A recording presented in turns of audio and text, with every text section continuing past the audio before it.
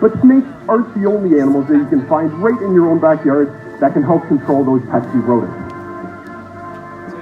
Now, one example of that is Butters, our great horned owl. So you can find these guys right here in Ontario, and I'm willing to bet that most of you have walked right past one before. But you probably didn't notice, because these guys like to sleep during the day. So what they'll do is they'll fly up to the trunk of a tree, they'll face it, and they'll use that amazing camouflage to blend right in. Another reason you probably haven't seen a great horned owl is because they can fly almost completely silently. So I don't know if you noticed when Butters was flying over, but you can barely hear her. And that's because she has special feathers on the leading edges of her wings that help muffle the noise, and that really helps her when she's hunting. So Butters is a great example of a bird that you can find flying high up in the sky or perched high in a tree. But it's important to remember that some birds like to spend most of their time right here on the ground. Just like Duali, our Abyssinian ground hornbill. So you'd be able to find Duali running around the plains of North Central Africa, looking for a nice hollowed out tree to jump inside and build her nest, which gives her a safe place to incubate her eggs. But just because these guys spend most of their time on the ground doesn't mean they can't fly. So Duali here, she'd be able to fly up to the trunk of a tree and hammer on it with that powerful beak of hers to find insects or other things that are living under the bark. So right now, Duali's found a snack of mealworms, and so you can see just how dexterous her beak is. But she wouldn't only be hunting insects in the wild, she would also be hunting lizards and small rodents. But today, we're not going to have her hunt anything like that on stage for you. We're going to have her hunt something that's extremely dangerous, but to the environment, and that's garbage. So in just a minute here, Duali's going to come down to our stage and help clean it up. But it looks pretty clean right now, and that was a very good shot from the people behind stage. So you can see Duali crunching on top of her water bottle here, and that's how she would get her prey in the wild. She would stomp down on it. Very good job, Duali. There's one more. So here at the Toronto Zoo, we're committed to diverting 70% of all waste at this facility away from landfill. And by 2027, we're hoping to be a zero waste facility. But that's something that we can only do with your help. So all it takes is for everyone to just take an extra minute when you guys are throwing away something into like the trash to make sure it goes in the proper garbage, compost, or recycling. And that helps keep a lot of the trash out of landfills, which means we have to make less landfills, and it continues to give our animal friends a place to call home. So as humans, it's really our responsibility to help keep our environment clean. But we're not the only ones that are helping do that. There's a group of animals that are the scavengers that also help to keep our environment clean. So here in Canada, we've got crows, ravens, and turkey vultures. But today we're going to be meeting a scavenger from all the way from Africa. Now, before I introduce her, I'm going to need everybody to take a seat, and all the people kind of at the top there, can I just ask you guys to come down to the top row of seats, because our next animal, or our next bird that comes out flying, she likes to fly all the way around, so I'm going to ask you guys to come on down, because she can't come out until everyone's seated on the pavement here. So yeah, come on right down, guys. Thank you. All right. So now that everybody is seated, we can introduce you guys to our next guest, Attell, the marabou stork. Now, even though she weighs only about as much as a house cat, she has a wingspan of over 2.5 meters wide.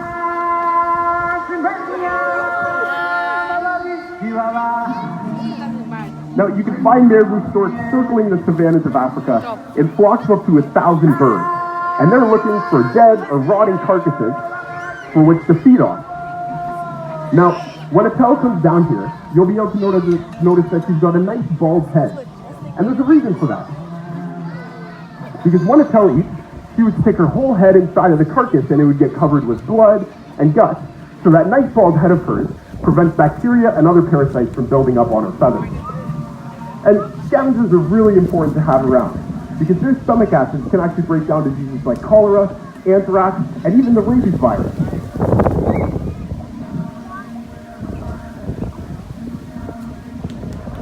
Now, even though Attell does eat meat, she's not a true bird of prey.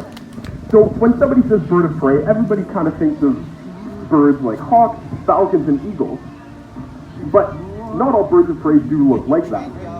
So I'm going to get my friend Beth out here, and she's going to help introduce you to Katani, our secretary bird. And we're going to show off just how secretary birds hunt in the wild. So these guys are one of the only terrestrial birds of prey, meaning that Katani likes to use his legs to hunt. So when Katani comes out, he's going to chase after that rubber snake on the end of the lure and use his powerful legs, which he can stomp down with up to 5 times his own body weight to try and get that snake. Now, unfortunately for secretary birds, one of their favorite foods out in the wild is venomous snakes because they are from Africa. So they've come up with a solution to kind of counter this. So you can see Katani running across with his wings wide open, and that's to create a bigger target for the snake to strike at. Because this way, if a snake does decide to strike, it's probably going to end up with a mouthful of feathers instead of a mouthful of Katani. Now, the reason that they're called a secretary bird is because of all those feathers on the top of his head. So it kind of looks like all the pens and pencils that a secretary might have in their butt. And Katani here is actually a pretty famous bird.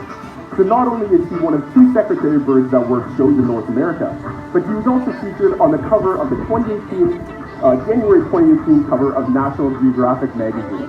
So you might recognize him from there. Now, just like most other predatory birds, secretary birds like to live and hunt alone. But in just a minute, we're going to introduce you guys to a bird of prey that likes to hunt in a family group. But first, I'm going to need a volunteer from the crowd, so somebody who's not afraid to get up close and personal with a bird of prey. So I see a lot of eager hands here, but I think I saw the one up front go first. So you can come on up to the front here, and you can go see my friend Beth over there. So make sure you get your camera ready, because I think we're going to get some good pictures today. So now I'm going to introduce you guys to our Harris hawk, Django. So these guys, they live in the deserts of the United States and Mexico, and like I said, they like to hunt in a family group. But living in those places, there's several problems that they have to deal with. So it's really hot in the desert, there's not a lot of food, and also there's not a lot of places to perch and survey the landscape. But they've dealt with all these problems. So you might be able to see it looks like Django's wearing shorts, and that's because his feathers only come halfway down his leg, which allows extra body heat to escape through his scales. To deal with the lack of food, that's the reason that they hunt in family groups. It greatly increases the success rate of their hunt, and it makes sure that everybody gets their fair share of the meal afterwards. So they'll live in groups of up to 5 birds, and the mom will be in charge. And finally, there's that problem of where to perch.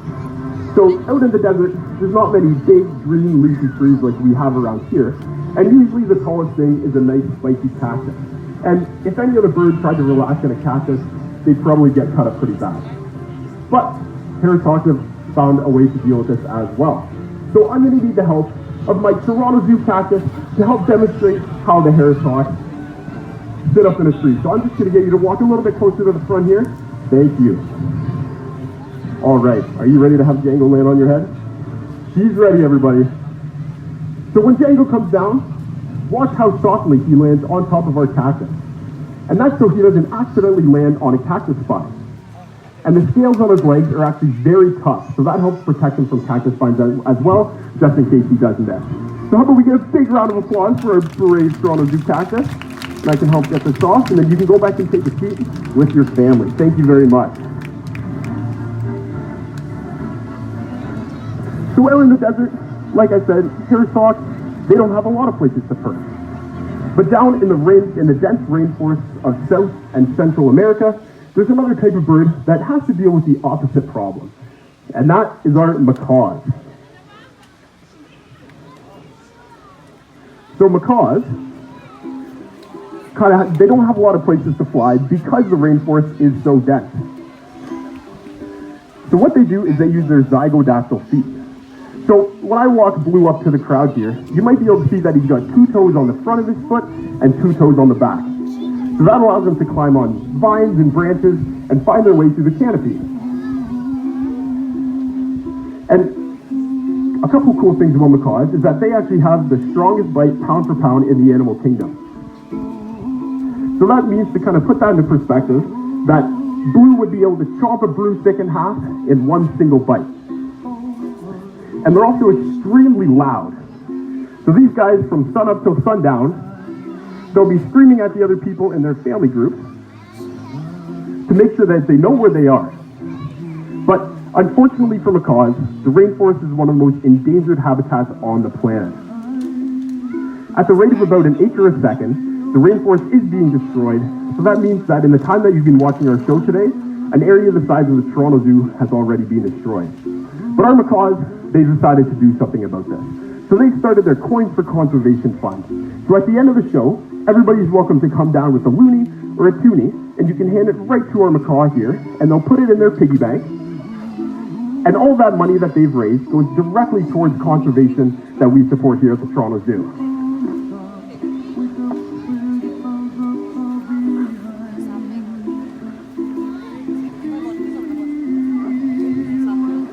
So another neat thing about macaws is that at the end of the show, you might notice that Blue's got black lines on his face, and that's kind of like a fingerprint for them. So each macaw has like a very distinct marking on their face, and that's actually how they recognize each other when there's a big group of them. So another conservation story, and one of my favorites, that's actually from right here in that happens right here in Southern Ontario, is that of the red-tailed hawk. So we've got our red-tailed hawk, Rosie, here, and you can find these guys sitting up by the side of a road, on a telephone pole, or a lamppost, and they'll be looking out at the road. So that's probably where you've seen them. Now, you can really recognize them by the nice red color of their tail. But until they're about a year and a half or 2 years old, their tail is black and white, and they're a little bit smaller. So that's how you can tell that they're a young red-tailed hawk versus a mature one. Now, I mentioned that all of you have probably seen a red-tailed hawk kind of sitting by the roadside, but that's actually one of the biggest threats to them in the wild. These guys will perch up and they're going to look for little mice and little rats that are by the side of the road or on the road, and that puts them at great danger of getting hit by cars.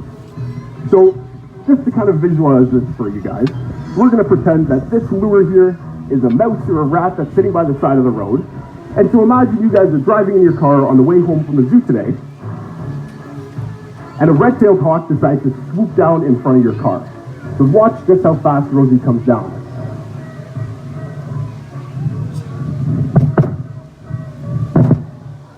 Nice job, Rosie. So you can imagine how difficult that would be to get out of her way.